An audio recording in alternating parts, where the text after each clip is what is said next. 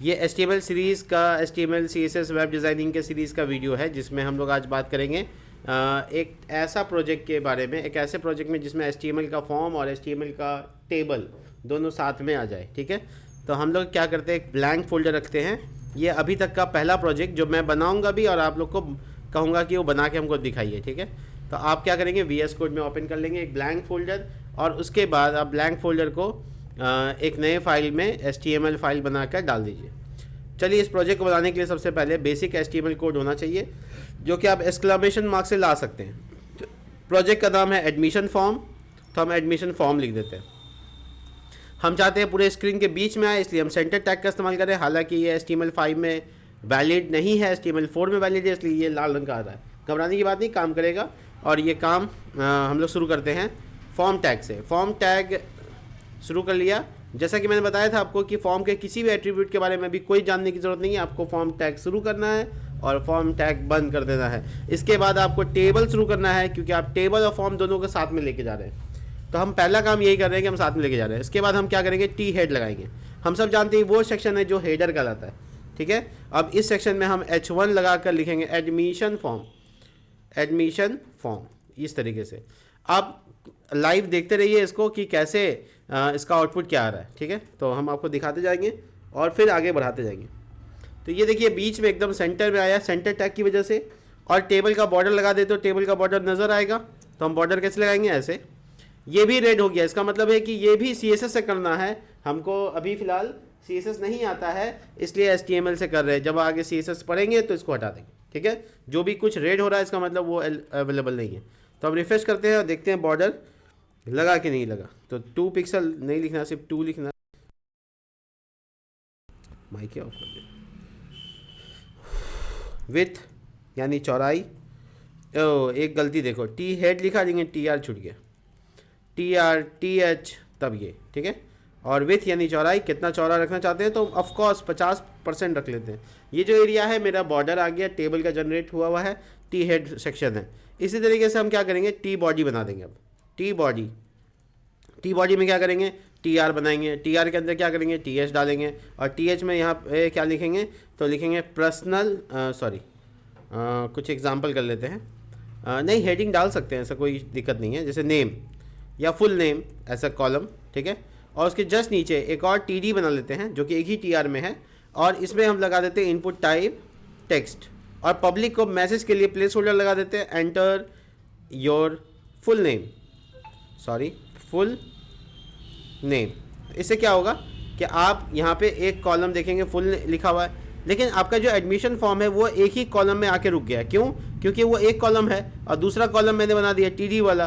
तो इसको क्या कॉल स्पेन कर सकते हैं? हाँ, कर सकते हैं। तो इसमें कितना डालेंगे, 2।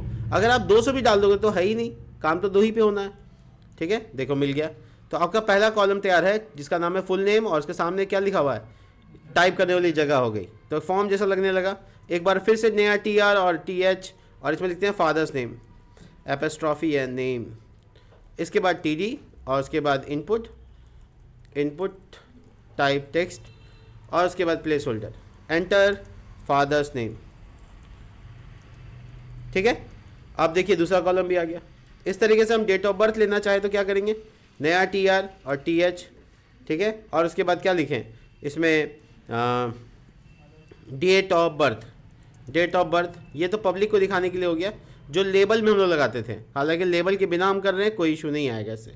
इनपुट, और उसके बाद अगर आप लेबल टैग लगाते तो आप क्या करते, फुल नेम को लेबल टैग में डाल देते। ठीक है, और इसमें है ना, लेबल टैग में डाल के उसके बीच में डाल देते हैं, और 4 का नाम मान लो आप लोग नेम लिख देते हैं। तो ऑफकोर्स आपको ID का नाम क्या लिखना पड़ता है, इसमें नेम लिखना पड़ता है। बस हो गया, इतना सा है। इससे अच्छा रिलेशन बन जाता है जब आप करते हैं, आपका वेबसाइट ज़्यादा ऑप्टिमाइज बनता है, वेबसाइट ज़्यादा एफिशिएंसी तरीके से काम करता है। ठीक है, ऐसे यहाँ पे भी हम क्या करेंगे, लेबल टैग बनाएंगे और बीच में लेबल टैग के ये डाल देंगे। और 4 में लिख दिया फादर, सिर्फ फादर लिखा, ऐसा ज़रूरी नहीं कि पूरा नाम लिखें। और यहाँ पे ID डाल दिया, ID फादर। वही स्पेलिंग होना चाहिए जो 4 में है, सेम होना चाहिए। इसी तरीके से तीसरा है डेट ऑफ बर्थ, आप देख सकते हैं यहाँ पे लेबल, और यहाँ पे DOB, और इसका नाम इनपुट टाइप क्या हो जाएगा, डेट हो जाएगा, है कि नहीं। और ID क्या हो जाएगा, DOB। बहुत इजी। देखिए तो पहले में नाम टाइप करने की जगह मिल गई हमको, उसके बाद फुल फादर नेम और उसके बाद डेट ऑफ बर्थ चूज़ करने के लिए कैलेंडर मिल गया, राइट। इसके आगे का काम क्या है, तो TR एक नया, और उसके बाद हम क्या कॉलम दे सकते हैं इसमें, ऑफकोर्स हम इसमें कॉन्टैक्ट नंबर के लिए बना रहे हैं तो लेबल डाला और लिख दिया कॉन्टैक्ट। ये बीच में लिखने से क्या होगा, पब्लिक को दिखेगा। और उसके बाद TD की बारी, टेबल डिवीज़न में इनपुट टाइप डाल देते हैं और इनपुट टाइप नंबर डाल देते हैं। इसका ID क्या होगा, कॉन्टैक्ट, और प्लेस होल्डर में लिख देते हैं E.G यानी एग्जाम्पल 999, सॉरी मेरी एक छोटी सी गलती, यहाँ पे नम लॉक ऑफ है मेरे कंप्यूटर का, तो 999 10 टाइम डाल देते हैं, ठीक है। कितना बार हुआ, 7 8 9 10, ठीक है। इससे क्या होगा, पब्लिक को दिखेगा बढ़िया सा कि यहाँ पे नंबर डालना है 10 डिजिट का। इसके बाद हम लोग ईमेल ID मंगवा लेते हैं इससे, TR TH और उसके बाद लेबल के टैग और यहाँ पर ईमेल, ठीक है। तो ईमेल पब्लिक को लिखा हुआ दिखेगा, फिर TD और इसके बाद इनपुट टाइप क्या होगा, ईमेल होगा, और ID क्या लिखा रहेगा, तो ईमेल लिखा रहेगा। पब्लिक पे क्या लिखा रहेगा, प्लेस होल्डर में एंटर ईमेल, हो गया। देखिए एक नया कॉलम जुड़ गया, ईमेल। इसी तरीके से हम लोग सिटी पूछेंगे इससे, कौन सी सिटी में रहते हैं आप, तो वो सिटी पूछने के लिए क्या लिखेंगे, TH और उसके बाद लेबल और उसके बाद सिटी, ठीक है। और यहाँ पे भी सिटी लिख देते हैं, छोटा वर्ड ही है। और इसको TD को इनपुट टाइप टेक्स्ट लिख देते हैं और लिख देते हैं एंटर सिटी। क्या लगता है आपको, सिटी टाइप करना सही रहेगा या चूज़ करने दिया जा सकता है, चूज़ करने दिया जा सकता है। तो सिलेक्ट टैग या इनपुट टाइप से नहीं बनाओ इसको बनाओ सिलेक्ट टैग से। कल नहीं बताए थे, आज बता रहे हैं सिलेक्ट टैग कैसे काम करता है वो देखो। एक सिलेक्ट एक टैग होता है, मेरी पूरी तरीके से समझो। सिलेक्ट का एंडिंग टैग भी होता है, ठीक है। देखो जिस टैग का एंडिंग टैग नहीं होता है उसे सेल्फ क्लोजिंग टैग कहते हैं, और जिस टैग का एंडिंग टैग होता है वो नॉर्मल टैग है, ठीक है। हम लोग यहाँ पर सिलेक्ट टैग को शुरू करेंगे, सिलेक्ट टैग को बंद करेंगे, बीच में डालेंगे ऑप्शन का टैग। बीच में क्या डालेंगे, ऑप्शन का टैग। यही 2 टैग रह गया था कल, टेक्स्ट एरिया एक है वो भी बता देंगे। देखो सेलेक्ट सिटी लिख देते हैं पहला नंबर पे, उसके बाद हम क्या करते हैं, पूर्णिया लिख देते हैं दूसरे नंबर पे, पटना लिख देते हैं तीसरे नंबर पे, भागलपुर लिख देते हैं, सॉरी भागलपुर, ठीक है। इसी तरह से भोपाल लिख देते हैं, कुछ और सिटीज़ के नाम जैसे रांची और जैसे कोलकाता, ठीक है। तो ये सारे ऑप्शन आ गए। कमाल की बात ये देखिए, यहाँ पे क्लिक करने से ये सिलेक्ट कर सकते हैं। तो आपने से ड्रॉप डाउन मेन्यू बहुत जगह देखा होगा, इसको बनाते हैं सिलेक्ट और ऑप्शन टैग से। दुनिया के किसी भी जगह पे ऐसे ही बनता है, दूसरी जगह कोई चेंजेस नहीं है। दुनिया का जितना वेबसाइट है, पूरा दुनिया में बहुत वेबसाइट है, 8.7 ट्रिलियन वेबसाइट है, ना मिलियन ना बिलियन, ट्रिलियन, ठीक है। इतना वेबसाइट होने के बाद भी उसमें सेलेक्ट करने का ऑप्शन ऐसे ही बनता है, अलग नहीं है, ठीक है। इसी तरीके से आप 1-2 चीज़ें और देख लीजिए। देखिए ये ऑप्शन टैग में एक बहुत छोटी सी बात है जो मैं बात करने वाला हूँ। आप नोटिस करेंगे कि सारा सिटी सिलेक्ट होने के अलावा ये सेलेक्ट सिटी भी सिलेक्ट हो रहा है, जबकि वो तो नहीं सिलेक्ट होना चाहिए क्योंकि वो सिटी नहीं है, वो तो क्या है, वो एक नॉर्मल मैसेज है। तो हम यहाँ पे इसको डिजेबल कर देंगे। डिजेबल करने से क्या होता है कि वो वाला ऑप्शन सिलेक्टेबल नहीं रह जाता, अलग हो गया वो, बंद हो गया वो।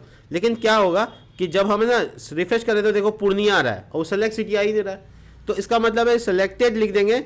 अगर यहाँ पे सिलेक्टेड तो वो सिलेक्ट भी है और डिजेबल भी है। देखो सिलेक्ट सिटी आ रहा है, बट कोई भी आदमी आकर सिलेक्ट सिटी को वो सिलेक्ट नहीं कर पाएगा, मतलब साथ में दोनों चीज़ें लिख दी है, डिजेबल भी वही है। और अब हम चाहते हैं कोलकाता डिजेबल रहे, तो हम सिर्फ कोलकाता के सामने क्या लिख देंगे, डिजेबल। तो सब सिलेक्ट होगा, कोलकाता नहीं होगा। देखिए नहीं हो रहा है तो सिलेक्ट नहीं कर सकते।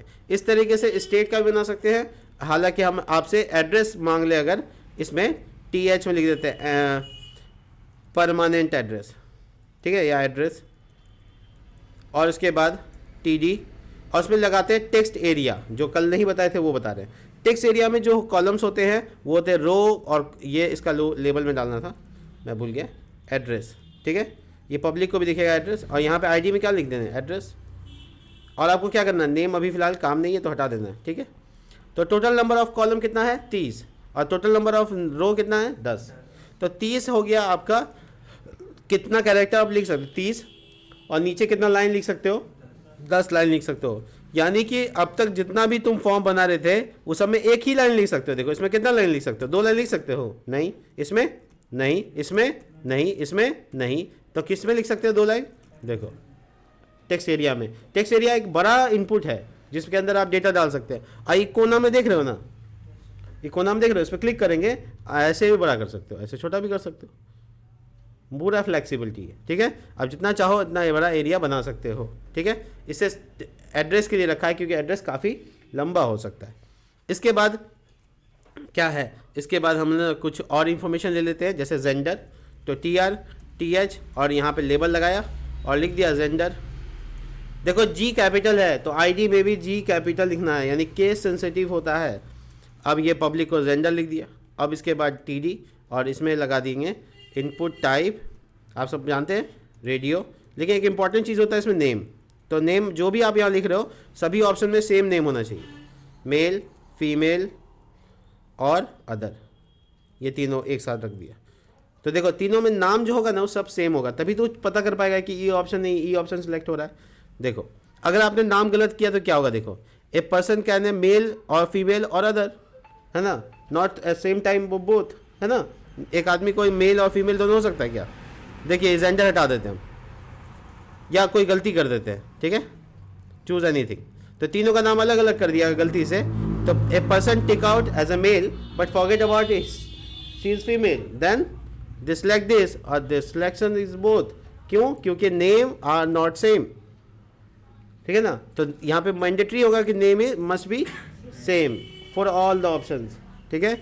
और इसके बाद हम लोग आगे बढ़ेंगे, इसके बाद आएंगे TH और लेबल डालकर लिख देंगे। और क्या ऑप्शन दिया जा सकता है, एक एड्रेस के अलावा और क्या होगा, एनीवन, एजुकेशन क्वालिफिकेशन या एजुकेशन, क्या एजुकेशन उसका कंप्लीट है, ठीक है ना, तो वो पूछ सकते हैं। EDU लिख देते हैं शॉर्ट नेम और उसका TD। और इसके लिए आप कुछ भी बना सकते हो, सिलेक्ट ऑप्शन वगैरह भी बना सकते हो, कोई इशू नहीं है।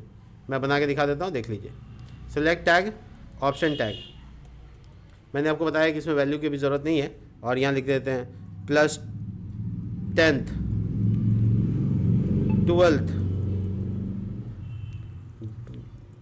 ग्रेजुएशन, पोस्ट ग्रेजुएशन, ठीक है, PG या मास्टर जो भी कह सकते हैं। तो ये ऑप्शन उसको दे सकते हैं कि आप चूज़ कर लो कुछ भी। देखो लास्ट में क्या है, सबमिट बटन, काम हो जाएगा। तो सबमिट बटन के लिए क्या करना होगा, नया TR, हम तो कहते हैं T फूट में बनाते हैं, T बॉडी ख़त्म कर देते हैं, T फूट TR, अभी सब टेबल का ही स्ट्रक्चर है। TH 2 ठो मिलाने के लिए call span 2, input type submit, यही ना था। बटन का नाम चेंज कर सकते हो, वैल्यू लगाकर लिख दो नाम जो भी लिखना है, सेंड डाटा, कुछ भी लिख दो, कोई दिक्कत नहीं। इनपुट टाइप रीसेट करने के लिए रीसेट, वैल्यू में लिख दो क्लियर, तो बटन का नाम बदल जाएगा, देखो बदल गया, सेंड डेटा और क्लियर।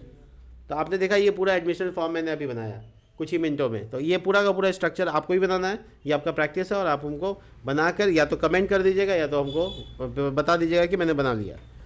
तो ये हो गया एक छोटा सा एडमिशन प्रोसेस जो कि HTML का फॉर्म, HTML का टेबल और बेसिक HTML के टैग का इस्तेमाल करके बनाया गया है।